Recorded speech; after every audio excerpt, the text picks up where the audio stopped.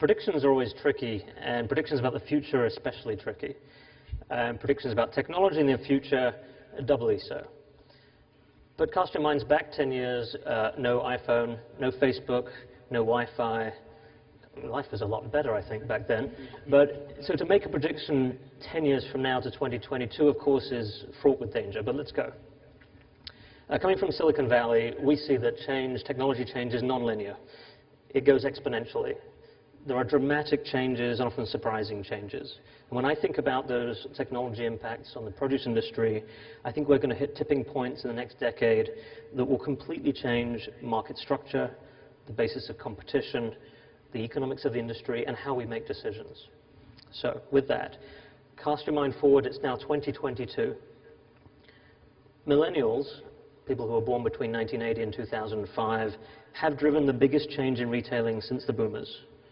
But they are very different to the boomers. In 2022, here we are, the 25-year-old shopper who walks in the store has an app that lets her know that this store's salad, on average, is fresher than the other stores. That's why she chose it today. The other thing is, this morning, she got a special offer that said, come and buy the pineapples in this store today because they just arrived this morning from Cuba.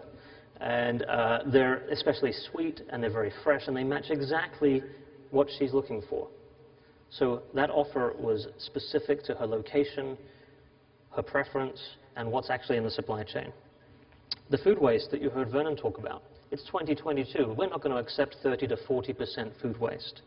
In fact, by now, US retailers have completely embraced total quality management from farm to shelf. Every day spent in the supply chain is looked at as waste. It's not inventory, it's waste. Waste that needs to be removed. Underneath all of this is traceability technology. The traceability is not a label. Traceability is invisible. What's very visible are the benefits that traceability is bringing. That's freshness, taste, quality, and relevance to the shopper in 2022. And that will be the basis of competition. The next topic, growing technology. It's 2022. Growers are using LEDs indoors in vertical farming. LED-lit produce uses 97% less water, less fertilizer. It doesn't generate any heat, so the plants are much healthier. They need to be cooled down. And they can grow almost anything year-round. And the reason that indoor growing makes sense is because spikes in water, land, and transportation costs have made it cost-effective now to grow on the roof of the grocery store or in the parking lot of the grocery store. Secondly, massive amounts of data are coming out of the supply chain. Sensors on the farm, hyperspectral images from space. Every case moving through the supply chain is generating data. Today we call it big data. In 2022 it will be normal that this data is coming in, and it's going to be integrated so that growers and shippers can make much better decisions about where to ship, what to ship, and when to harvest. In fact, there'll be so much data that the relationship between the inputs like water and fertilizer and growing methods will be predictable on the outputs like taste, mold performance, other characteristics like the size of a product. In fact, these characteristics will be known mathematically. That means we'll have predictive algorithms that will augment the decisions that growers make today. Algorithms that are tracking the weather, tracking market prices, and automatically making adjustments so that that shipper can hit the gap and maximize profitability. So we're all using data, and we're using it in a very seamless way. The third change, I think, here we are in 2022, and you heard this a little earlier, is about labor. Robots are getting fantastic. I mean, I've got a robot that vacuums my house every day, and it's 2012. In 2022, robots will be packing, labeling, shipping our produce.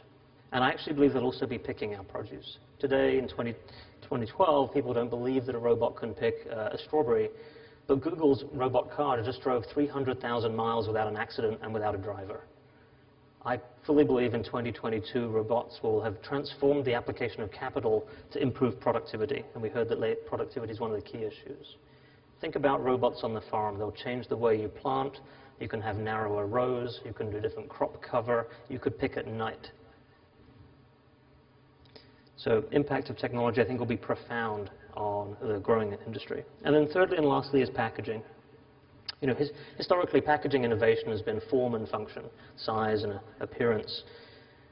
I think here we are in 2022, packaging is doing the thinking out of the box on its own.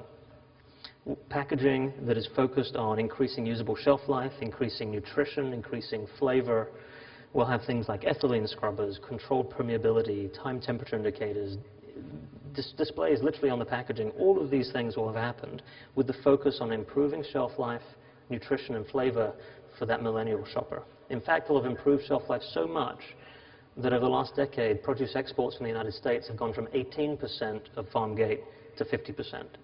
Again, transforming the economics. Packaging, however, had to overcome some strong headwinds to get here. Shoppers were reacting to too much packaging and they wanted everything recyclable, so it had to hit those two targets. So in sum, I think technology will be transformational.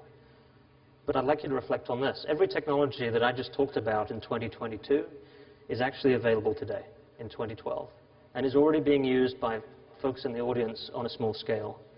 So my question to you to think about today at Fresh Summit and this weekend is, what are you doing about it today? Because a lot of this technology is already here.